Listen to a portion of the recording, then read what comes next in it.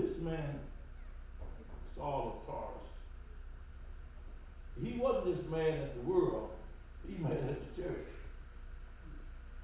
Now, I don't want anybody to get mad at the church, because you can't fight with the church. You get mad at the preacher, that's not going to help me. Mad with the deacon board, the board of directors, that doesn't help any. Here's a good example of a man who was qualified, could speak several different languages, and didn't know that there's no power in being angry at the church. He was so mad till he got down there and said, listen, I know how to stop all of this. I'm well educated. I know where it started. I know how to stop it. I'm going to get to the root of it. He went to the magistrates, asked them for a letter of permission where he could go and he found anybody, just anybody, women, children, men, called on the name Jesus. They called in anybody who led the way, said, I want to kill him. And he had the thing, the credentials in his pocket. You may have credentials to do what you're doing. You may have been authorized by some great power to be angry with what you're doing. Your divorce may be your reason for being mad with somebody. The fact that things didn't go your way, that may be the credentials that you carry around with you right now. Maybe that teacher insulted you when you were in the 6th grade. Or maybe you had some problems with the basketball coach.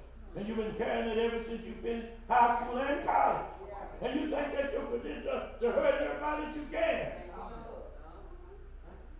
And you're using it in a very powerful way. But let me tell you something. It's a mighty, my mother used to say, Junior, it's a mighty poor road that don't have an end. He had all of the authority, all of the power to kill folk. I don't mean just ordinary folk. He wanted to kill church folk. He wanted to kill folk just like you and I. But listen, God got a place to stop you.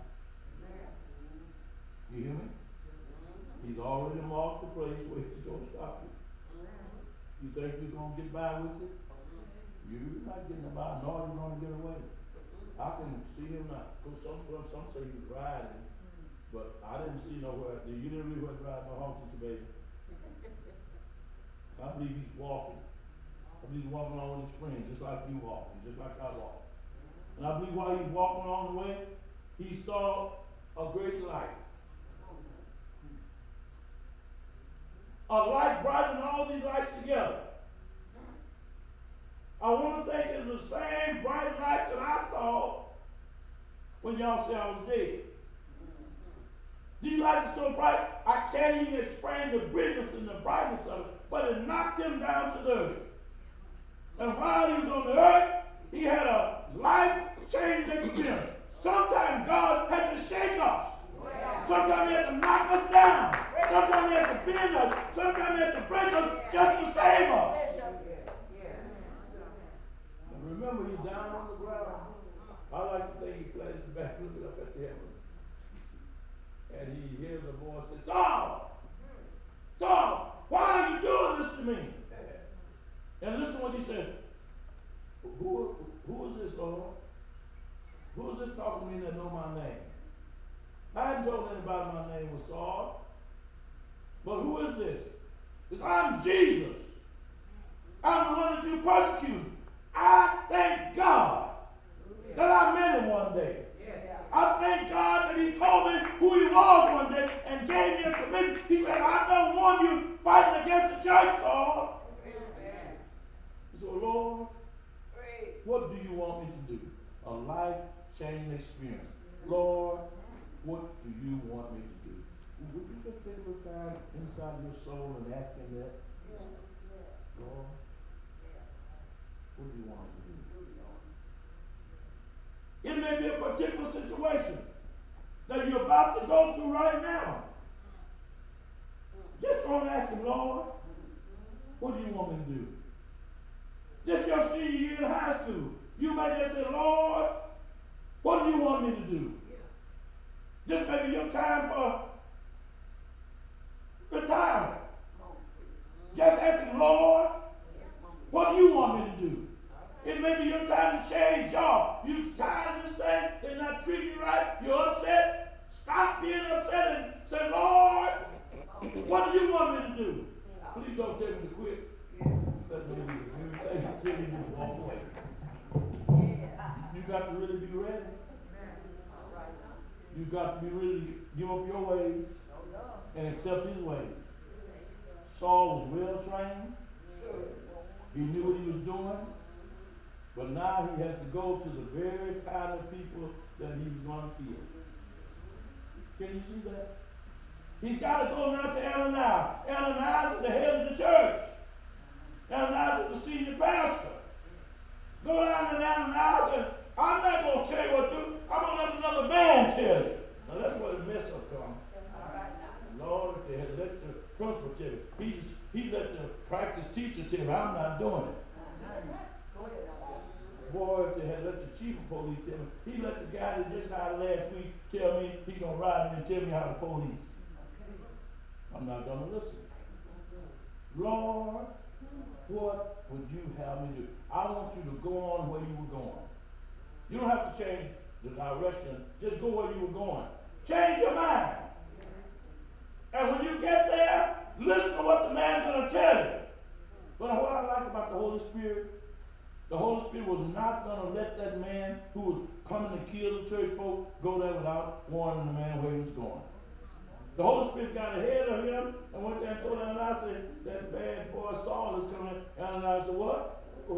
He's coming to me for what? What is he coming to me for? The Lord will prepare you. Stop being afraid. The Lord will prepare you. If He sends you through something, He'll carry you through it. If He sends you through it, He'll carry you through it. Can you tell me when He sends me through it, He'll carry me through it. When He sends me through it, He'll carry me through it. And when Saul got there where Ananias was, I hate to say it like this, he was blind as a bat. He couldn't even see Ananias. You know, it's all right for him to be fighting church when his eyes was open. Now he's blind. He can't see how to fight nothing. He can't even see Ananias.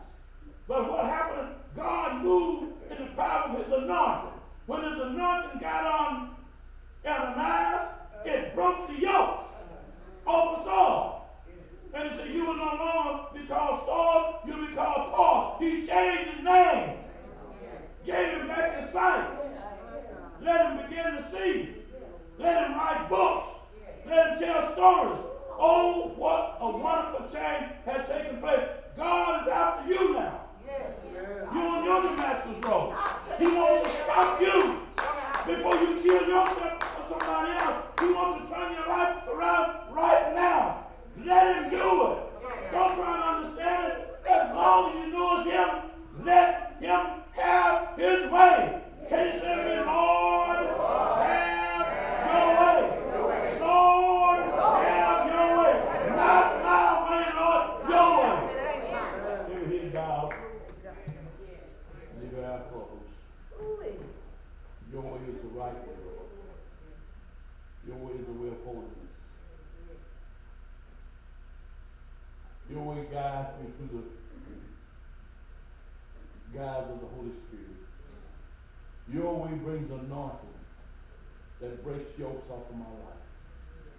I pray here and now, Lord, at the Antioch Missionary Baptist Church, that you, in your infinite wisdom, will have your way. I thank you for Renee, who you let be here among us. And yesterday for the blues that went up, have your way, Lord.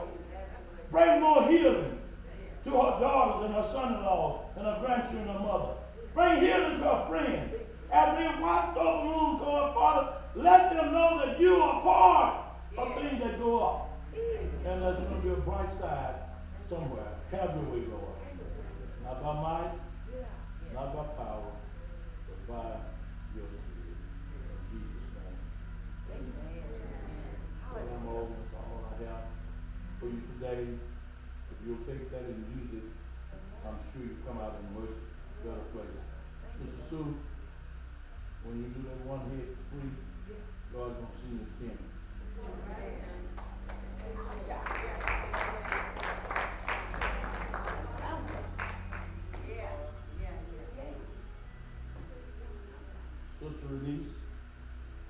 see, but I know you're out there. God said, tell you, He's getting ready to raise up a higher standard in you. And all the things you've been doing undercover, He's going to make come to the light. Just keep your mouth shut. Amen. Yeah.